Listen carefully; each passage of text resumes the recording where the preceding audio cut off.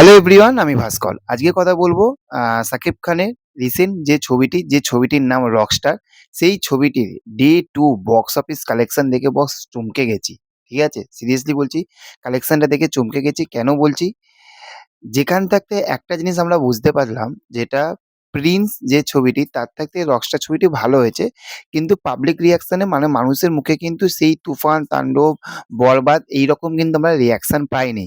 এইরকম রিঅ্যাকশন ছাড়া তারপরে প্রত্যেকটা মুহূর্তে যে বক্স অফিস কালেকশনটা এসেছে ২য় দিনে, এবং তার থাকতেও বড় কথা হচ্ছে যে প্রত্যেকটা জায়গাতে টিকিট সোল্ড আউট হয়ে গেছে। মাল্টিপ্লেক্সে মানে টিকিট পাওয়া যাচ্ছে না। রীতিমতো টিকিট পাওয়া যাচ্ছে না, আজকে ২য় দিন হয়ে গেল। তো সেখান থেকে দেখুন, 'রকস্টার' এই ছবিটি ২য় দিনে এসে ছবিটি শুধু মাল্টিপ্লেক্স থাকতে মাত্র ৮২ টা শো পেয়েছে মাল্টিপ্লেক্সে, ঠিক আছে?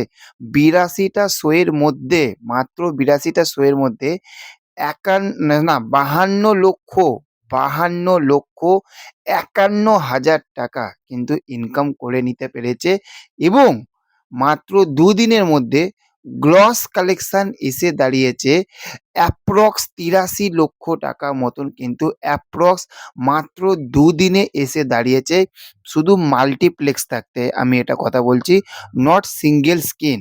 ভেবে দেখুন একবার, যেখান থাকতে মানুষ কিন্তু একটা জিনিস আমরা বুঝতে পারছি যে এই ছবিটি কিন্তু 'তুফান' বলুন, 'তাণ্ডব' বলুন, 'বরবাদ' বলুন, সেই লেভেলে কিন্তু মানুষ কিন্তু যে বিশাল কিছু একটা মানে মজা করছে তা না।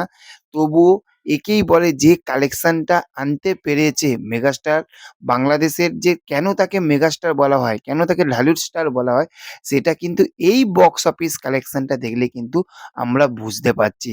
তো এটা বিএমআর থাকতে এই রিপোর্টটা দিয়েছে। দুর্দান্ত, দুর্দান্ত। তার সঙ্গে আরো ছবিগুলো মুক্তি পেয়েছে। সেই ছবিগুলো মোটামুটি চলছে। কিন্তু প্রিন্স বলছি, রকস্টার যে ১ নম্বরে থাকবে এটা আমাদের জানা ছিল, এবং সেটা রমিয়ে চলছে, নট প্রিন্সের মতন হচ্ছে। রমিয়ে চলছে। এটাই হচ্ছে শাকিব খান। তো চলুন, দেখা হচ্ছে পরবর্তী ভিডিওতে। ভালো থাকবেন। চ্যানেলে যারা নতুন রয়েছে চ্যানেলটা সাবস্ক্রাইব করতে ভুলবেন না। ভালো থাকবেন, পাশে থাকবেন। Ta-ta, bye, by.